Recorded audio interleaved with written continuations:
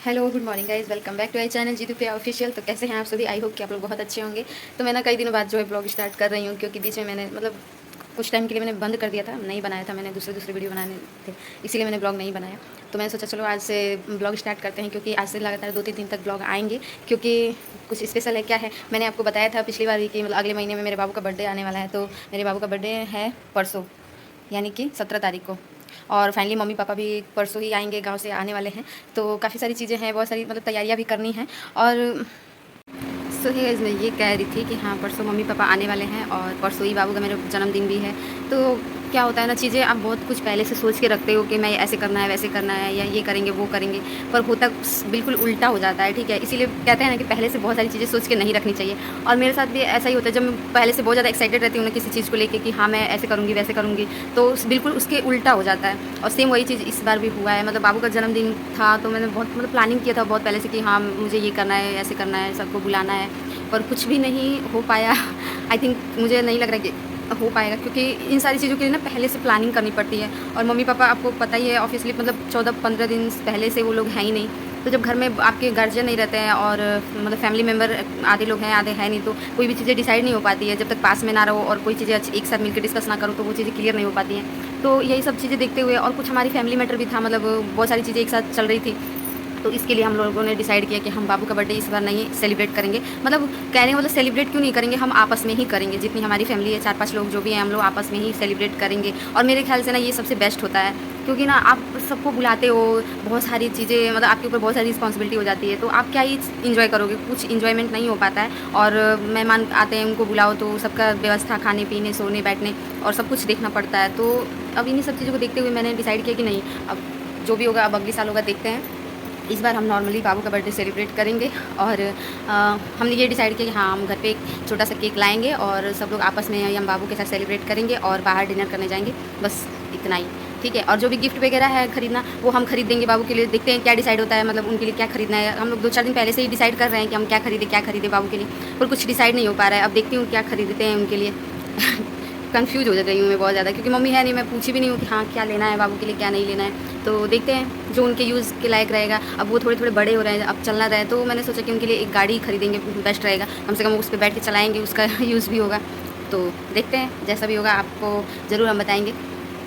I think मेरे हिसाब से ना ये सबसे बेस्ट होता है कि आप अपने फैमिली मेम्बर्स के साथ ही कोई भी चीज़ सेलिब्रेट करो। इससे ज़्यादा सुकून किसी चीज़ में नहीं है। ठीक है, वो सब तो दिखावे के लिए होता है कि आप 10 लोगों को बुला रहे हो, ये कर रहे हो, वो कर रहे हो, ये सब तो दिखावे वाली बात हो गई। ठीक है, पर मुझे वो सब चीज़ें मुझे ज़्यादा अच्छी नहीं लगती। ठीक है, कभी कभार के लिए बात सही है, पर अब पहले मुझे ये बात समझ में नहीं आती थी। ठीक है, पर अब मुझे ये चीज़ें समझ में आ चुकी है। और ना पता है, एक चीज़ क्या होता है ना कि आप जितने अपने लोगों को बुलाओ, कहो उन्हें 10 बार आने के लिए, और फिर भी उसके बाद भी वो लोग सेटिस्फाइड नहीं होते हैं आपसे। ठीक है, उन्हें कहीं न कहीं कुछ ना कुछ कमियाँ रहती ही, हर बार रह ही जाती है। ठीक है, कुछ ना कुछ। तो ये सब चीज़ें देखते हुए ना मैंने इस झंझट से ही मैंने सोचा कि मैं छुटकारा ले लेती हूँ। मुझे ये सब नहीं चाहिए कि मैं 10 बार किसी को कहूँ, रिक्वेस्ट करूँ, आओ ना आओ।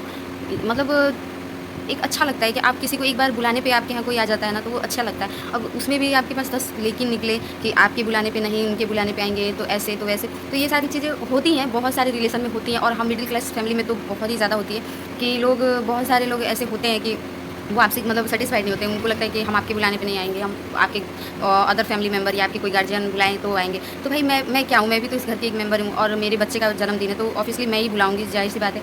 तो बहुत सारी चीज़ें मैं अपनी बेटी के बर्थडे में ऐसे मैंने बुला के मैंने देख लिया है बहुत सारे लोगों को, सैटिस्फाइड नहीं होते हैं आपसे। ठीक है, तो इसीलिए मैंने डिसाइड किया कि नहीं, इस बार मेरे बाबू का बर्थडे एकदम सिंपल तरीके से होगा, और बस बच्चों की खुशी चाहिए उसमें। ठीक है, मुझे दूसरों को खुश करने की कोई ज़रूरत नहीं है। मुझे मेरे बच्चों की खुशी ज़्यादा इंपॉर्टेंट है, और वो किस तरीके से खुश रहेंगे, उन्हें क्या चीज़ चाहिए, क्या नहीं चाहिए। मैं जो दूसरों पे खर्च करूँगी, वो मैं अपने बच्चों पे खर्च करूँ, उनके लिए कुछ अच्छा करूँ, कुछ अच्छा सोचूँ, वो मेरे लिए सबसे ज़्यादा बेस्ट है। तो ठीक है, यही सब चीज़ सोचते हुए मैंने डिसाइड किया कि हाँ, इस बार मैं ऐसा कुछ भी नहीं करने वाली हूँ, और बहुत ही ईज़ी और सिंपल तरीके से बाबू का बर्थडे सेलिब्रेट करेंगे। तो जैसा भी होगा मैं आप लोगों के साथ शेयर ज़रूर करूँगी, और कुछ जो भी चीज़ें लेना है, खरीदना है बाबू के लिए, वो मैं ज़रूर दिखाऊँगी, आप लोगों के साथ शेयर ज़रूर करूँगी। तो गाइज़, मेरी इस राय पे ना आप लोग के क्या क्या आपका एक मन होता है, जो आप अपना डिसीज़न ज़रूर दीजिएगा प्लीज़, कि क्या सबको इस तरीके से करना चाहिए, ताम-झाम बहुत सारे लोगों को दिखावे के लिए।